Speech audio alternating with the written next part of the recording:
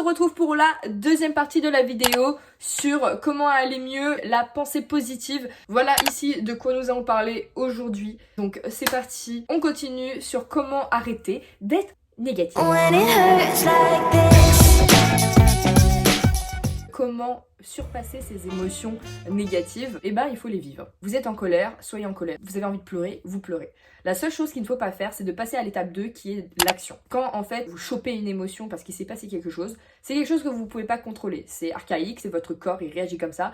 Vous ne pouvez pas empêcher votre émotion d'arriver, vous ne pouvez pas vous empêcher d'être triste. Vous la vivez tranquillement, mais vous n'agissez pas. Quand vous recevez un SMS et que ça vous a rendu furax, et vous avez envie de répondre et vous savez le souvent, faut pas faire ça. Sous la colère, on dit des conneries, on le regrette. Le mieux, c'est d'écrire ce message énervé. Parce que vous vivez votre colère. Tu écris ton pavé, mais tu l'envoies pas. Tu le gardes en brouillon. Tu vas faire ta vie. Plus tard, quand ta colère est passée, tu reviens sur ton message, tu le relis. Et là, tu décides si tu l'envoies ou pas. Souvent, la réponse est non. Ensuite, il faut savoir guérir de ses frustrations. Dans la vie de tous les jours, on est tout le temps frustré partout et surtout par les éléments extérieurs. Notre compagnon nous a déçus ou des amis, on avait des attentes énormes envers eux. Ces éléments extérieurs vont vous décevoir et des événements vont s'accumuler comme ça et vous allez être frustré. Pour cela, j'ai le livre. N'attendez pas que les autres vous apportent votre bonheur sur un petit plateau d'argent parce qu'ils le feront pas. Et même s'ils le font, c'est super dangereux de faire ça, d'espérer des autres. Comme je l'ai dit dans ma vidéo sur les amis, c'est une petite série Netflix, faut tout voir. Comme les Marvel. Si t'as raté un épisode, t'es dans la merde. Arrête de faire des références aux Marvel. Votre bonheur ne doit pas dépendre des autres et ne doit dépendre que de vous-même. Et à partir de ce moment, les gens pourront rapporter un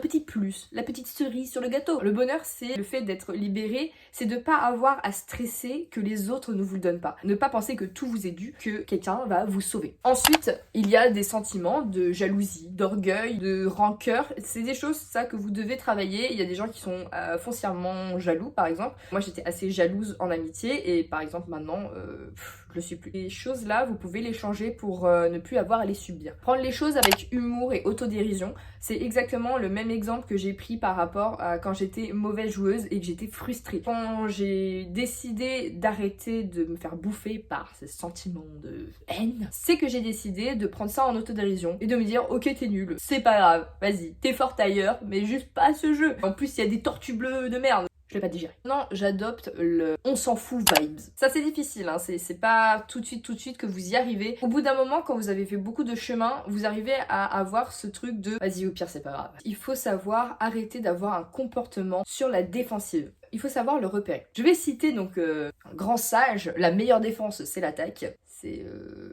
Wolverine. Souvent, quand on se sent en danger, quand on se sent attaqué, on va directement répondre par une autre attaque. Et ça, c'est les gens qui sont un peu sur la défensive où tu vas leur dire un truc, ils vont tout de suite s'énerver. Moi, j'étais assez sur la défensive aussi. Prenez assez vite et à cœur chaud et à sang quand on me faisait une remarque. Tout ce qu'on a vécu dans notre enfance, dans notre éducation, dans notre mode de vie, c'est ce qui nous a forgé et qui fait ensuite une petite carapace. Quand tu as passé toute ta jeunesse à recevoir des remarques un peu désobligeantes sur ton physique ou pessimiste, quand constamment on t'a attaqué, tu te formes une carapace, maintenant toutes les remarques que tu te prends sur toi, tu les prends comme des attaques. Il faut pas s'en vouloir d'être quelqu'un sur la défensive. Vous y pouvez rien, vous avez vécu des choses qui ont fait que maintenant vous avez envie de vous protéger. Il faut juste savoir maintenant prendre du recul et constater que tout le monde ne va pas vous attaquer, ne pas tout prendre personnellement. C'est une façon d'essayer de se comprendre. Maintenant, la dernière partie de cette vidéo, ça va être d'être gentil avec soi-même. C'est gnangnan, ouais, c'est le développement personnel. Pour dire un petit peu cru comme ça, alors attendez parce que là j'ai mal. Il faut être bienveillant avec soi-même parce que comme vous le voyez, on est souvent plus gentil avec ses amis qu'avec soi-même. On a tendance à être très exigeant avec nous. Et quelqu'un va faire genre 1/10 de ce qu'on va faire, on va dire oh mais c'est trop bien ce que t'as fait, c'est génial. Et toi, quand tu vas le faire, tu vas dire non, tu peux mieux faire. Et on est tellement exigeant que ce soit en performance, physique, mentalité, vie professionnelle, on est tellement dur avec soi-même. Pour ça, il faut arrêter de se blâmer constamment et se parler comme on parlerait à un enfant. Quelque chose qu'ils ont dit dans ce livre. Des fois, vous dites des choses à vous-même, genre que vous ne direz pas à un gamin parce que c'est méchant. Eh ben arrêtez d'être méchant. Donc déjà il faut apprendre à vous parler avec gentillesse, avec douceur. Il faut réussir à faire son introspection. Arrêtez de se voir mauvais, de se voir négatif comme ça et d'apprendre à voir le bon côté de soi aussi. Par exemple dans ce livre, c'est pour ça qu'en vrai je vous conseille de l'acheter parce que bon je vous fais un petit débrief mais il y a des trucs super intéressants dedans et il y a des petits exercices. Par exemple il y a une liste entière, de qualité il me semble. Il faut cocher ce que vous avez l'impression d'être. Et après, donnez la même page vierge à une amie, un ami, n'importe, m'en fous, qui va cocher les cases pour vous, parce que cette personne vous connaît. Et souvent, la personne va cocher plus de cases que vous, parce que vous êtes tellement dur avec vous-même que vous vous considérez pas, je sais pas, drôle ou j'en sais rien, et que la personne qui vous voit donc souvent va vous dire, mais en fait, genre, toi t'es trop drôle. Et des fois, ils ont des compliments dont vous auriez même pas soupçonné l'existence. Donc voilà.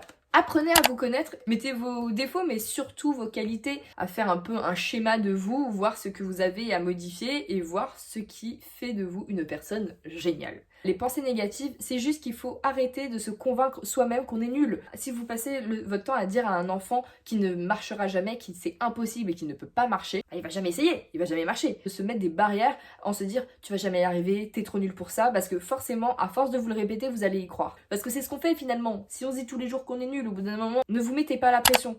Au lieu de dire il faut que je fasse du sport, il faut que j'apprenne une langue, mettez le verbe pouvoir. Rien que ça. Les mots ont tellement d'importance, et les mots ont tellement de poids dans votre inconscient. Au lieu de dire il faut que je fasse et qui va vous donner une obligation, qui va vous engendrer une frustration si vous le faites pas, dites-vous je peux faire du sport. Vous pouvez, vous n'êtes pas obligé. Donc si vous le faites, c'est tant mieux. Si vous le faites pas, mais arrêtez de vous flageller, ça sert à rien. Ensuite, le moment le plus difficile pour moi, ça dépend des gens, de vivre l'instant présent. C'est important, ça sert à rien ce que je dis. Vous avez déjà plusieurs vies. Vous avez la vie sociale, sentimentale, professionnelle. Et si vous allez tout étaler parce que une catégorie ne va pas, par exemple, je sais pas, vous êtes triste en amour, ça va pas dans mon couple, je suis célibataire, votre vie n'est pas le couple, votre vie n'est pas une relation amoureuse, et c'est pareil pour le travail. Si ça va pas au travail, bon déjà je vous conseille de changer. Vous avez peut-être un travail, mais le soir, peut-être que vous retrouvez, je sais pas, votre conjoint ou un chat. Le chat c'est peut-être tout aussi bien qu'un conjoint, peut-être mieux d'ailleurs. Vous avez peut-être une famille qui vous aime ou des amis. Il n'y a pas qu'un seul truc dans votre vie qui va faire que toute votre vie est nulle. Donc déjà arrêtez d'extrapoler et ensuite vivez le moment présent. Arrêtez de penser au passé, de se dire ah mais si j'avais fait ça, j'aurais pu. Oui, comme on dit, avec des si on referait le monde. Super. Le but de cette vidéo, c'est de mettre le plus de phrases bateau possible. Je sais, vous l'avez entendu plein de fois de ça sert à rien de ressasser le passé. Mais finalement, si je peux vous le dire encore une fois et que ça peut rentrer dans votre petit crâne, ça sera pas plus mal. Ne ruminez pas le passé et ne ruminez pas le futur. Enfin, je sais pas si ça se dit ruminer. N'appréhendez pas le futur en disant non mais de toute façon je vais jamais y arriver, ça marchera jamais. Ça sert à rien d'aller aussi loin dans le futur si c'est pour vous mettre une barrière et vous dire n'y va pas. Pensez présent. S'ancrer dans le présent, finalement, c'est pas le truc le plus simple à faire. J'ai mis énormément de temps parce que je passe mon temps à revenir en arrière. Une fois qu'on a tourné la page sur tout ça, comment on se sent libre. Un truc qui marche très très bien pour la pensée positive et le fait de se sentir apaisé, de tout ressentir. Par exemple, quand vous mangez, prenez le temps de goûter les ingrédients. Vous avez vu le dessin animé Ratatouille? Bah faites pareil. Quand là, il prend le morceau de fromage et le morceau de fraise et qu'il fait ressentez les goûts, les saveurs, ressentez les textures, ressentez ce moment de rien en fait, juste le moment paisible. Quand vous voyagez, prenez le temps genre de regarder autour de vous. Je vois la tour Eiffel s'illuminer. Vous savez, toutes les heures elle brille la tour Eiffel. Je regarde tout le temps cette tour Eiffel et pourtant je suis à Paris, hein.